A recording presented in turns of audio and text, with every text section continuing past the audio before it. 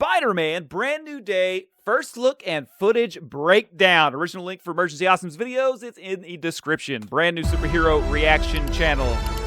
Subscribe. Spider-Man will return. Welcome back, everyone. It's True. Charlie. There are a bunch of Spider-Man Brand New Day first looks at the villains, a couple of scenes of other characters like the Hulk that were all just released. Some of the scenes mirror iconic comic book covers too, so we'll break it all down. I love it when they do that. It seems like they're going to be recreating a lot of classic comic book covers during this movie. Sweet. We just got that. Now, I will say, I hope they don't go out of their way and make it inorganic. You know what I'm saying? Like, that's when you run into trouble. But for the most part, generally speaking, I love it when they recreate comic book covers like that. Or just, you know, awesome splash pages or something. This Cage Spider-Man Noir trailer. We've gotten many leaked versions of the Spider-Man Brand New Day trailer so far, and we're supposed to get Friendly Neighborhood Spider-Man Season 2 episodes later. Hey, if you saw the Noir trailer and you liked it, put it in the comments if that looks interesting to you. It looked really interesting to me. And also put it in the comments, would you watch Spider-Man Noir in black and white or true color? Which one would you prefer? This year. So Spider-Man fans will be eating good this year. Yeah, that's for but sure. Starting with the really I'm big a little stuff, jealous as a Superman guy. Literally, this is Marvin Jones III, who is playing Tombstone in the movie in the MCU now. You probably remember him as Krondon from Black Lightning. He was fantastic as that character, but he also voiced Tombstone already during Spider-Man Into the Spider-Verse. Now so that's this isn't even his first time playing Tombstone. It feels like fate. Just bring back the voiceover actor into live action. They literally just did that with Nick. I wish that Kevin Conroy had. Actually, he did. Kevin Conroy did get to play Batman in live action on the CW crossover with, I think, the Batgirl show. And yeah, it was pretty cool because he was the old version of Bruce, where he like the Kingdom Come version, where he wears the exoskeleton and all that, I believe. Yeah, that was pretty cool. I really like that he got to do that. Nicolas Cage's Spider-Man Noir, also from Spider-Man Into the Spider-Verse and Across the Spider-Verse. Yeah.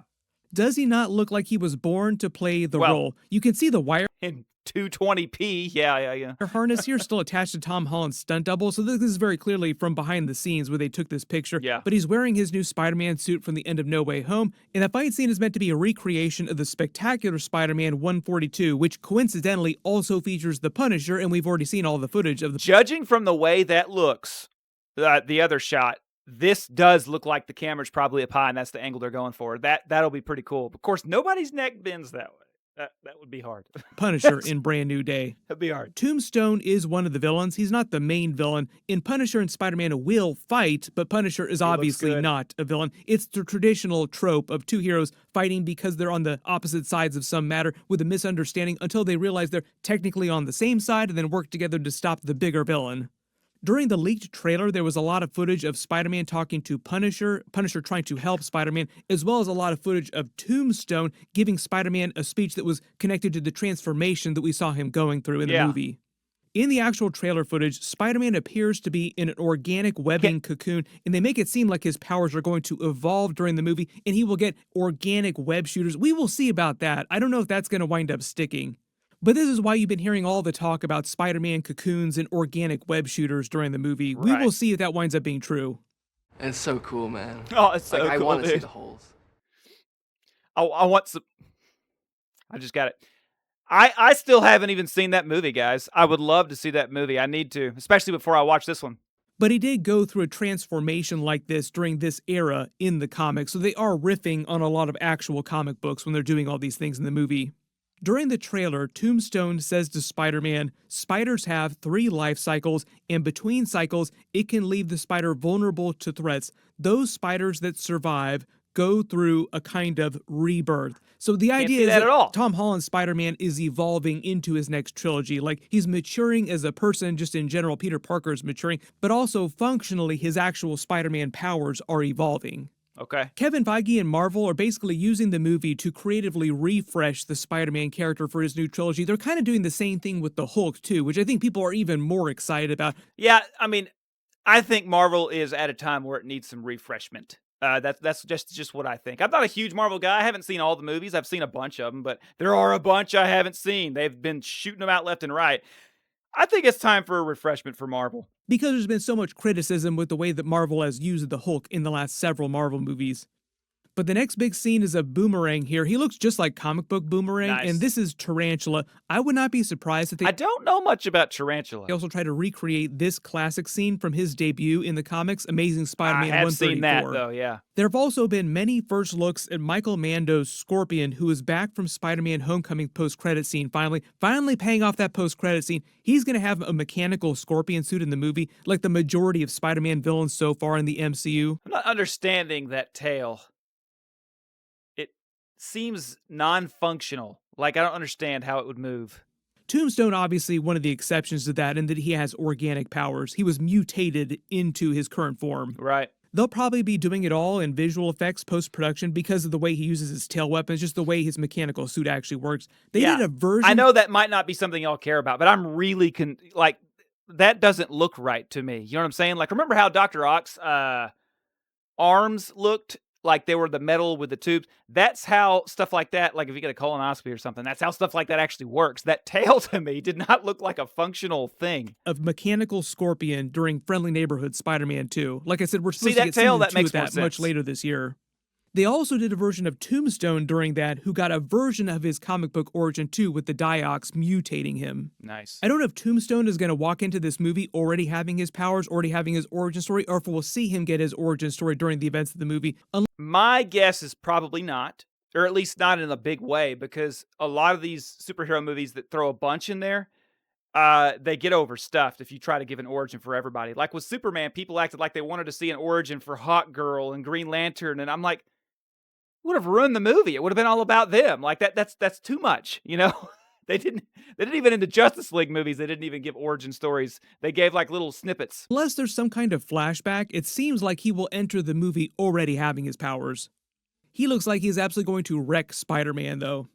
Speaking of which, there's another first look at a poster or a comic book cover for the movie tie-in featuring the lesser villains together and the Hulk. Now, there were a lot of people who thought that he was going to be Gray Hulk during the movie, but he looks pretty green to me here. I don't know if they're just making him green for this particular promo to avoid any Gray Hulk spoilers, or if he turns from green to gray during the movie. But one of the biggest questions so far has been, why does he stop being Professor Hulk? What causes him to become Savage Hulk again? Like I said, they're using the movie to creatively reset the Hulk and prepare him for Avengers Doomsday and Secret Wars. There have been some reports that Hulk is not supposed to be in Avengers Doomsday. I don't know if that's true, but he will definitely be in Avengers Secret Wars. Human. It just sounds like Marvel wanted to have a big, bad, Savage Hulk during Avengers Secret Wars. So, like, we need to turn him into Savage Hulk before that. Why don't we use Spider-Man Brand New Day for that? One of the best theories for that is that it might have something to do with either Scorpion or the main villain, who is still a big mystery. Of all the things that have leaked for the movie, it seems like the whole movie has leaked so far, except for who the main villain is supposed to be. You can actually see a couple trailer scenes of him fighting what looks like the Hand. Guys, I can't see anything in these. Organization. So I wouldn't be surprised if the main villain is connected to or controlling the Hand during the film. They might have some powers or some toxin that's able to affect Hulk's mind, or it might be the Scorpion Stinger poison that affects Hulk, causing him to lose control. That could be. There are a couple different weaknesses that the Hulk has, things that are able to affect him, but they might use the Scarlet Witch explainer too. It'd be something similar to that, where someone is able to mess with him enough to force him to go crazy again. Do you think that Bruce Banner should be the kind of hero that you can corrupt like that? You know what I'm saying? Like, should he be one where you can... I'm not wording it properly, but I don't know. I feel like he should have a lot of control. Most people are describing Hulk in the movie like he was during Avengers Age of Ultron, when he just completely lost it. In that case, Scarlet Witch used her powers to affect his mind, so it was completely mental in that movie. They haven't really pushed too deep into this in the MCU yet, but in the comics, the Hulk is also immune to a lot of different types of magic. Not all magic, but it's the reason in the comics why during the comic book Brand New Day arc, Doctor Strange memory wipe spell makes Banner forget that Peter Parker is Spider-Man after comic book Civil War, but it doesn't affect the Hulk's mind. So when... How could it not affect his mind if he forgets? That's like one of the first mind affecting things that happens as you forget stuff. Like, he's in Hulk I guess he means it doesn't affect his demeanor, possibly? Form, he remembers that Peter Parker is Spider-Man. They might just be doing a version of that in the movie. Sony and Marvel are still trying to keep Sadie Sink's character secret, but the big reason why you've been seeing all the resurgence of the Jean Grey rumors for all the X-Men truthers out there thinking that they're introducing Jean Grey through Spider-Man Brand New Day into the MCU. Do you think that they are? Put it in the comments. I have no opinion. Last year, when we first found out that she was going to be in the movie, that was actually one of the first big theories about who she could be. The reason why the Jean Grey hype train is leaving the station again, all the rumors have restarted again, is because it was revealed that Tremel Tillman is playing William Metzger, the head of Damage Control in the movie, and in the comics, William Metzger is heavily involved in a lot of anti-mutant activity, so it seems like they're setting up the idea that Damage Control will be a long-term X-Men antagonist in the future, like Sentinels, for example, will come from Damage Control. Does that have anything to do with Jean Grey, though? Now also lending credence That's what I thought he was leading into. that if you have an anti-mutant person trying to track down and capture Sadie Sink, because we see them capturing her, Damage Control captures Sadie Sink in the behind-the-scenes footage, why would they be going after her if she wasn't a mutant? Okay, I'm following. I'm tracking now. So basically, there would be no reason for her to get captured if she... But she could be a different mutant. She just because Reportedly, she's... Marvel wants her back for a bunch redheaded, you know. more movies in the future, and they're in the middle of developing the brand new X-Men reboot movie, which is going to take place after Avengers Secret Wars in Marvel Phase 7. It's going to be one of their big focuses going forward. They said that that's one of the main reasons why Kevin Feige is not retiring anytime soon, because he's in the middle of relaunching a giant brand new X-Men franchise. Brand new X-Men in Brand New Day, possibly. Now that's You very can let me cool. know who you think that Sadie Sink is playing in the comments. Do you think it's Jean Grey, or do you think it's going to wind up being some other kind of mutant or some other... I am curious what y'all think. I am unsure. I just don't know, but I'm super excited about X-Men being a focus. I do wonder if trying to stick to the old universe and keep the old actors and stuff, if that's going to somehow negatively impact the X-Men that we would get. There are so many X-Men. It would be really cool if we started pulling out ones that people don't know much about. That would be really cool. Completely different character. We also just got the Daredevil Born Again Season 2 trailer, and because he's in New York City with Spider-Man, there have been a lot of questions about where all this fits in the timeline with Avengers Doomsday and the Punisher special presentation. So the whole idea is that Avengers Doomsday is the end point for all this. Like, it's all these different things are building towards Avengers Doomsday. Based on what Marvel, Kevin Feige, Vincent D'Onofrio, some of the other actors have said in the past, Daredevil Born Again Season 2 happens before the events of Spider-Man Brand New Day, but Spider-Man was active saving people during the events of Season 1 when the big blackout happened during Season 1. You see all those practical effects they're using? I am so jealous as a Superman fan. I want to stop using, like, LED screens are great over green screen, but I want to start doing a lot more of this kind of stuff, guys. Like, I wish Superman, they would go for practical effects. I wish they wouldn't make him be using his powers so much, that it would be a little bit more story involved with him and Clark. I mean, Clark and Lois, and, out investigating. And I just wish we had something like... this movie may suck, though. I don't know. I could be comparing it to a piece of crap. But Spider-Man was active saving people during the events of Season 1 cool. when the big blackout happened during Season 1. Spider-Man was helping people during that, and he's dealing with Kingpin's police state, the anti-vigilante task force, day to day. Kevin Feige did say that they would address the repercussions of what Kingpin is doing during Spider-Man Brand New Day, but I don't think that... That's good. A lot of movies forget to address those things. I'm really hoping that James Gunn sticks to his word with Superman and addresses how Hawk Girl kills the Baravian president. Kingpin is going to be in the movie, and Marvel has said that Daredevil is not in Brand New Day either. I don't know if they're misleading or lying about that too, because they also said that Andrew Garfield was not in Spider-Man No Way Home. Tobey Maguire wasn't in Spider-Man No Way Home, and they were very clearly in that movie. Oh. Brand New Day is meant to happen right beforehand. after the events of Born Again Season 2. Then I believe the Punisher special presentation is also supposed to happen right after Spider-Man Brand New Day. Now, Punisher was not on the cast list for Born Again Season 2. Got it. Right now, it seems like Jessica Jones is the only other Netflix Defender character who's back. Luke Cage is supposed to be around for Season 3. I think I had a grade school girlfriend named Jessica Jones. Or was it Johnson? I don't know. And there's a solid chance that Finn Jones might also come back as Iron Fist during Season 3 as well.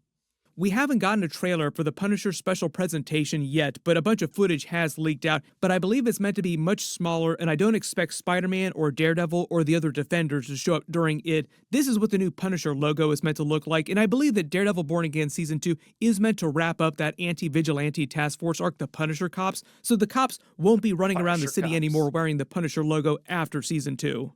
You're a bunch of clowns, you know that?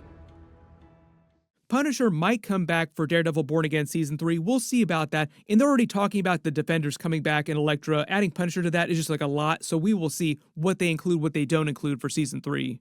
That Punisher special presentation is supposed to be based on the Welcome Back Frank arc. Manucci is supposed to be the main villain. We actually got a couple scenes of them confronting each other.